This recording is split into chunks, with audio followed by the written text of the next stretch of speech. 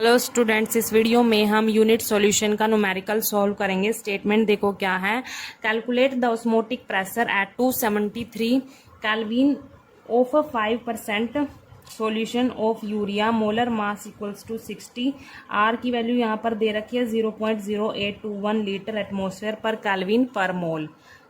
ठीक है, तो यहाँ पर हमने क्या कैलकुलेट करना है, ऑस्मोटिक प्रेशर कैलकुलेट करना है इस टेम्परेचर पर। यहाँ पर टेम्परेचर की वैल्यू भी गिवन है। तो सबसे पहले हम देखेंगे कि 5% सॉल्यूशन ऑफ यूरिया का मतलब यहाँ पर क्या है।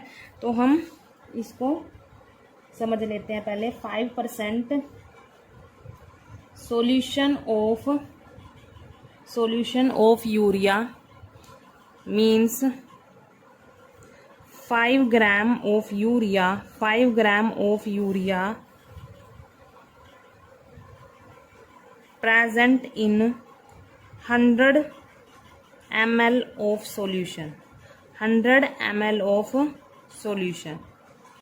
यहाँ से हमें क्या पता चला, यूरिया का एक्चुअल मास पता चल गया 5 ग्राम है, और सॉल्यूशन का वॉल्यूम भी पता चल गया कि ये जो 5 ग्राम यूरिया है सॉल्यूशन के इतने वॉल्यूम में प्रेजेंट है, 100 ml ऑफ सॉल्यूशन में प्रेजेंट है यहाँ पर। ठीक है,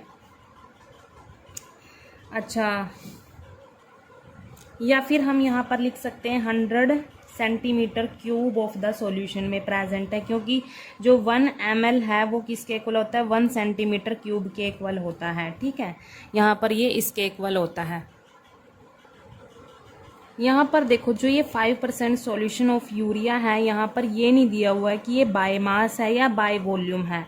हम ऐसे ही एज्यूम कर लेते हैं, और हमें वैसे भी पता है कि जो ऑस्मोटिक प्रेशर वाले न्यूमेरिकल है, यहाँ पर जो सॉल्यूशन का ऑस्मोटिक प्रेशर होता है उसमें हम वॉल्यूम ही कंसीडर करते हैं। इसीलिए हमने ये बाय वॉल्यूम के हिसाब से क्या 5% सॉल्यूशन ऑफ यूरिया का क्या मतलब निकाला कि जो 5 ग्राम ऑफ यूरिया है वो प्रेजेंट है 100 ml ऑफ सॉल्यूशन में। ठीक है, तो ये अकॉर्डिंग टू बाय वॉल्यूम, ये इसका मतलब।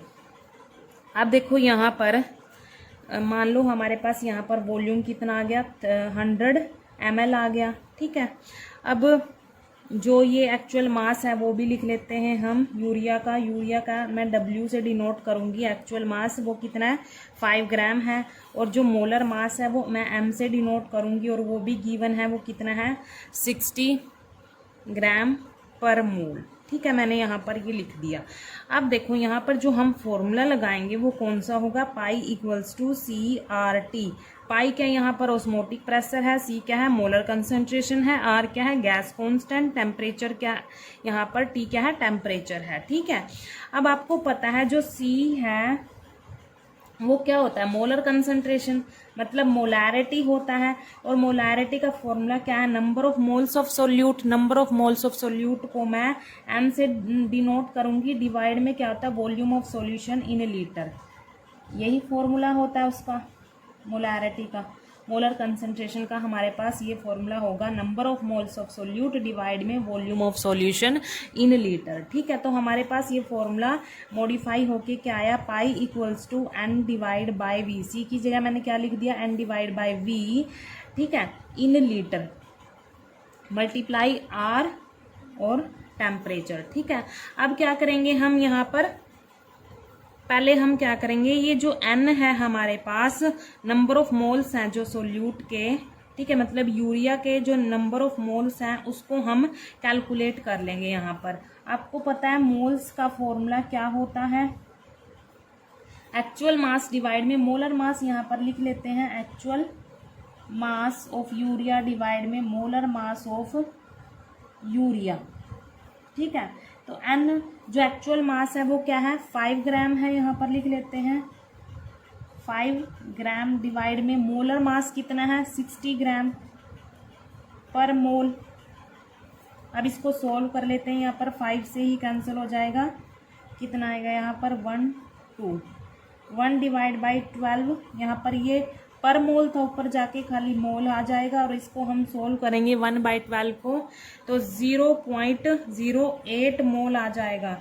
ये हमारे पास N की वैल्यू आ गई। ठीक है, number of moles of solute आ गए, मतलब number of moles of urea. ये हमने क्या निकाला, मोल्स निकाल लिए।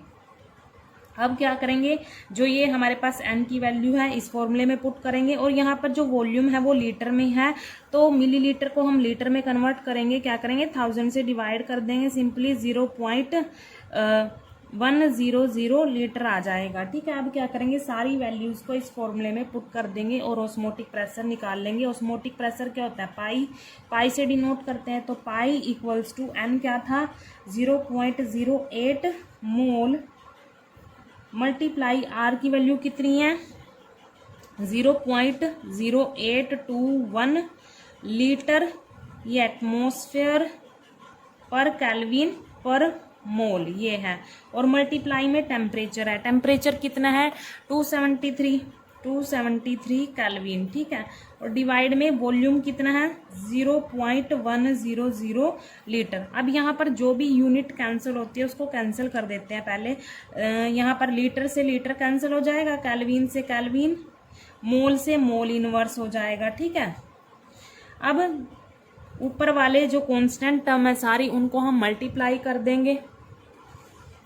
मल्टीप्लाई करने पर क्या आएगा 1.8 आएगा। देखो इसको और इसको हम मल्टीप्लाई करेंगे तो 1.8 आएगा मल्टीप्लाई करके, और यहाँ पर ये यूनिट साथ में क्या रहेगी एटमॉस्फेयर डिवाइड 0.100। ठीक है, अब इसको भी सोल्व कर लेते हैं, तो कितना आएगा सोल्व करके 18 एटमॉस्फेयर हमारे पास पाई की वैल्यू आ गई। पाई क्या है यहाँ पर ऑस्मोटिक प्रेशर, तो हमारे पास जो सॉल्यूशन का ऑस्मोटिक प्रेशर है वो कितना है 18 एटमॉस्फेयर। ठीक है, तो ये हमने कैलकुलेट कर लिया। जो न्यूमेरिकल में पूछा था कि सॉल्यूशन पर ऑस्मोटिक प्रेशर कितना है 18 ATM, ATM मतलब एटमॉस्फेरिक प्रेशर। ठीक है।